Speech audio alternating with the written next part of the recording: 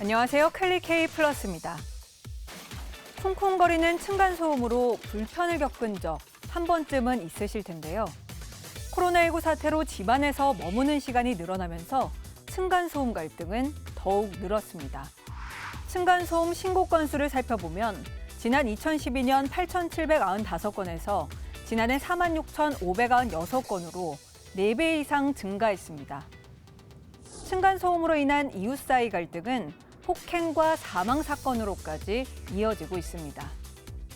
갈수록 심각해지는 층간소음으로 인한 갈등을 막기 위해 정부가 대책을 마련했는데요. 자세히 알아보겠습니다. 먼저 아파트 등 공동주택 층간소음을 판단하는 기준이 강화됩니다. 층간소음 기준 중 직접 충격 소음의 등가 소음도 기준을 4dB씩 강화하는 개정안을 마련하였습니다. 이번 개정안이 시행되면 이 기준이 주간 39dB, 야간 34dB로 강화됩니다. 뛰거나 걷는 동작 등으로 발생하는 층간소음 기준이 낮에는 43dB에서 39dB, 밤에는 38dB에서 34dB로 각각 4dB씩 낮아집니다. 어른이 쿵쿵 걷는 소음이 약 40dB 정도 되는데요.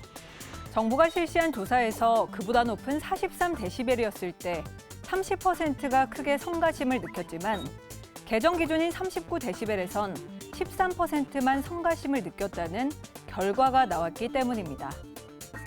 이와 함께 이미 지어진 공동주택 층간소음 문제를 해결하기 위한 대책도 마련됐습니다. 전용 84제곱미터 기준 300만 원 정도인 소음 저감 매트 설치비를 빌려주기로 했는데요. 저소득층은 무이자로 지원하고 어린이가 있는 중산층 가구에는 1%대 낮은 이자로 지원할 예정입니다. 500세대 이상 단지엔 갈등을 중재하거나 조정하는 주민자치조직인 층간소음관리위원회 설치를 의무화합니다. 하지만 처음 건물을 지을 때부터 소음 문제를 미리 조치한다면 이웃 사이 분란이 생길 일도 없겠죠. 이에 정부는 지난 4일부터 새로 지어진 주택에 대해 층간소음 사후 확인제를 시행하고 있는데요.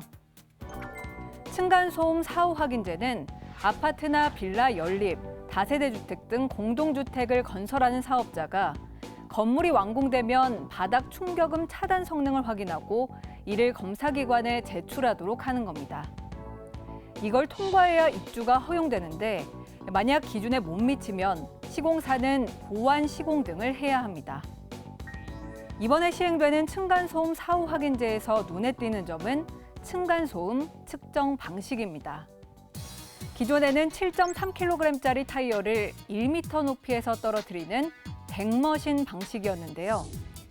앞으로는 2.5kg짜리 배구공 크기 고무공을 떨어뜨리는 임팩트볼로 측정 방식을 변경했습니다. 이에 따라 의자를 끌거나 물건이 떨어지는 경량 충격음은 기존 58dB에서 49dB로 낮아지고요.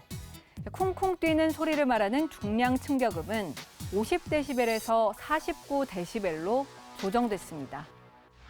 또한 지어질 주택에는 해당 주택 입주민에게 사후 확인한 성능 검사 결과를 개별 통지하도록 의무화합니다. 바닥 구조 시공 뒤 한 번 제출하는 시공 확인서는 단계별로 3번 이상 제출하도록 규정해 품질 점검을 강화합니다. 사후 확인 결과가 우수한 기업에는 분양 보증 수수료를 최대 30% 할인하고 높이 제한을 완화하는 등 혜택이 주어집니다. 층간소음이 이웃 사이 단순한 갈등을 넘어 심각한 사회 문제가 된 지 오랜데요.